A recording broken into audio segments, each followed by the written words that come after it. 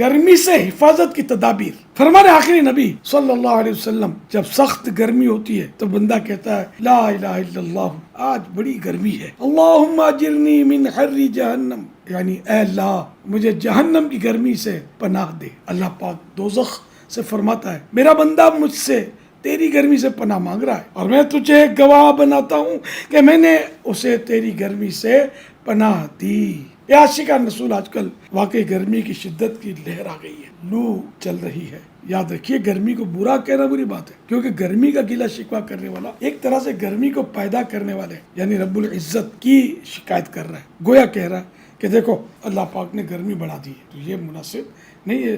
ہر موسم اللہ پاک کی طرف سے ہی ہوتا ہے. موسم کی تبدیلیاں بھی رب کریم کی طرف سے ہوتی ہیں. کبھی ہوا زور سے چلتی ہے، کبھی رک جاتی ہے، کبھی بارشوں کا زور ہوتا ہے تو کبھی خشک سالی ہوتی ہے.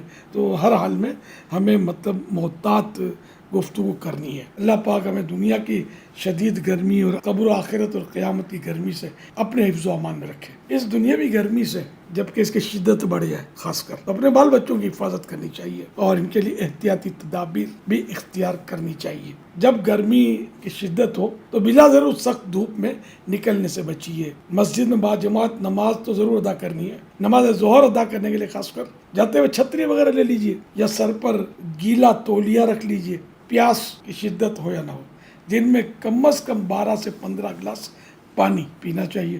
اور یہ بھی اس میں بھی دیکھنا چاہیے کہ اگر کام ایسا کہ پسینے خوب بہ رہے ہیں تو پھر مقدار پانی کی بڑھانی ہوگی. حتی الامکان گھر کے صحت بخش جوسز استعمال کیجیے، مثلا ستو کا شربت، کھیرے کا جوس، ناریل کا پانی، شہد ملا پانی، لیمو پانی اور نمکین چھاچھ وغیرہ. گنے کا رس بھی اچھا ہے. گنے کا رس گھر میں نہیں نکالا جا سکتا، عام طور پہ یہ بازار سے لینا ہوتا ہے. تو جب بھی گنے کا رس لیں تو یہ ان سے بات کریں کہ بغیر برف کا وہ نکالیں، کسی قسم کے اس میں مٹھاس نہ ڈالیں. تو خالص گنے کا رس یہ کافی مفید ہے، کئی بیماریوں کا اس میں علاج بھی ہے. تو اس طرح کے عمدہ جوسز استعمال کیجئے، اپنے بچوں کو پلائیے. ایسے پھل اور سبزیاں جن کی تاثیر ٹھنڈی ہو، مثلا کدو شریف، توری، لیمو، کھیرا، سلاد، تربوز، فالسا وغیرہ وغیرہ استعمال کیجیے. ممکن ہو دن میں کم از کم 2 مرتبہ اور نہ ایک ہی مرتبہ نہا لیجیے. تو انشاءاللہ اس سے پسینے کی بدبو بھی دور ہوگی، بدن کو بھی ٹھنڈک ملے گی. فاسٹ فوڈ اور گرم تاثیر والی